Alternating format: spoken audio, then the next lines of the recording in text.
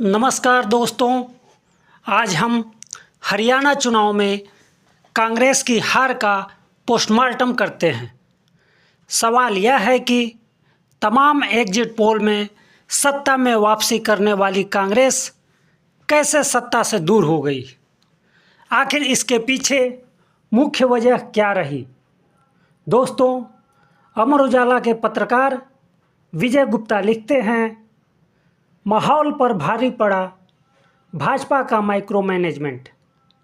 विजय गुप्ता आगे लिखते हैं, हरियाणा के जनादेश ने देश को फिर चौंकाया है। लगातार तीसरी बार ऐसी ऐतिहासिक जीत की कल्पना शायद भाजपा ने भी नहीं की होगी। 2014 में 47 सीटें मिलने पर उसने पहली बार हरियाणा में अपने दम पर सरकार बनाई थी। इस बार पार्टी यह आंकड़ा भी पार कर गई। विजय गुप्ता आगे लिखते हैं, सत्ता पर जो माहौल था उसके आधार पर एग्जिट पोल से लेकर तमाम अनुमान कांग्रेस के पक्ष में थे, मगर भाजपा ने चुपचाप धीरे धीरे माइक्रो मैनेजमेंट से मैदान मार लिया।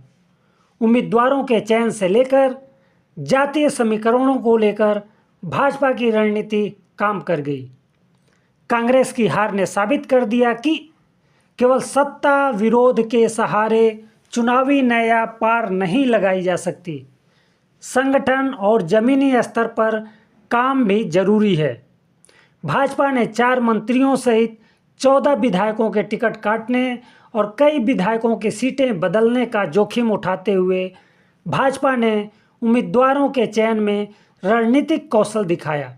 विजय गुप्ता आगे लिखते हैं, कांग्रेस ने किसान, पहलवान और जवान का जो नैरेटिव गढ़ा था वह सतही तौर पर प्रभावी नजर आता था, पर काम नहीं आया। दरअसल इस नैरेटिव के सहारे अधिकतर जाट वोटों का ध्रुवीकरण तो कांग्रेस ने कर दिया, लेकिन जैसे जैसे यह ध्रुवीकरण आगे बढ़ा, भाजपा सियासी जंग को जाट बनाम गैर जाट बनाने में कामयाब रही। दोस्तों, वहीं कांग्रेस आम चुनाव में साथ है, दलित मतदाताओं का बिखराव रोक न सकी। मौन रहा गैर जाट मतदाता भाजपा का भाग्य विधाता साबित हुआ और कांग्रेस अपने ही चक्रव्यूह में फंस गई। दोस्तों, अमर उजाला के ही दूसरे वरिष्ठ पत्रकार सोमदत्त शर्मा लिखते हैं, गुटबाजी, संगठन की कमी, बागी और भितरघात कांग्रेस को ले डूबी। लोकसभा चुनाव के बाद से हरियाणा में कांग्रेस के पक्ष में बने माहौल को पार्टी 4 महीने भी संभाल नहीं पाई। केवल माहौल के भरोसे बैठी कांग्रेस पूरा चुनाव जनता के भरोसे छोड़ दिया। रही सही कसर गुटबाजी और संगठन की कमी ने पूरी कर दी। इसकी वजह से कांग्रेस बूथों पर कमजोर रही। टिकट नहीं मिलने वाले बागियों और नाराज नेताओं की भीतरघात ने भी पार्टी के समीकरण बिगाड़ दिए।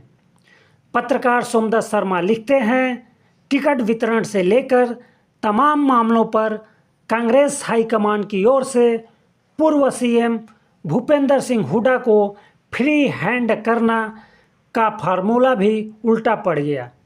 केवल जाट चेहरे को आगे किए जाने से प्रदेश की दूसरी बिरादरियों में इसके प्रति नाराजगी थी और लोगों ने इसे मतदान में जाहिर भी कर दिया।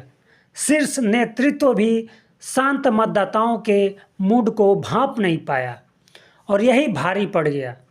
कांग्रेस फिर सत्ता में आते आते रह गई और 10 साल का सूखा दूर करने में कामयाब नहीं हो पाई। दलित समाज से आने वाली कांग्रेस की वरिष्ठ नेता कुमारी शैलजा और वरिष्ठ नेता रणदीप सुरजेवाला विधानसभा चुनाव लड़ना चाह रहे थे, लेकिन हाई कमान ने इजाज़त नहीं दी। इससे शैलजा खासी नाराज हुई और 12 दिनों तक कोप भवन में चली गई। उन्होंने 12 दिनों तक कांग्रेस के प्रचार से दूरी बना ली।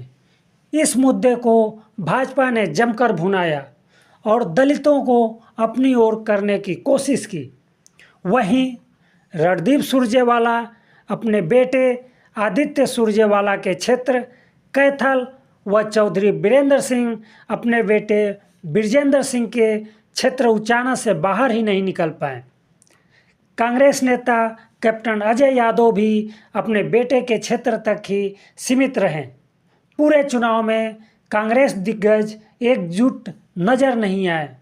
दोस्तों, वरिष्ठ पत्रकार हेमंत अत्री कहते हैं, जनता तो सत्ता परिवर्तन के मूड में थी, लेकिन कांग्रेस की आपसी भीतरघात और सरकारी मशीनरी की वजह से कांग्रेस की लुटिया डूब गई।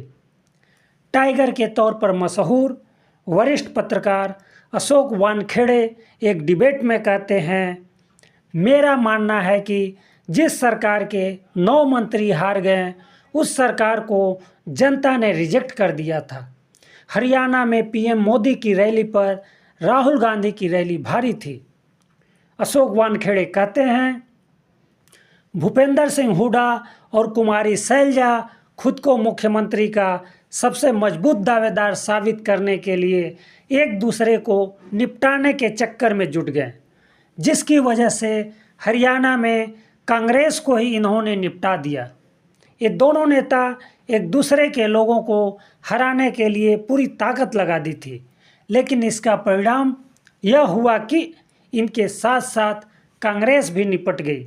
दोस्तों, चुनाव के दौरान कुमारी शैलजा के बारे में तथाकथित भूपेंद्र सिंह हुड्डा समर्थक की अभद्र टिप्पणी ने भी आग में घी डालने का काम किया।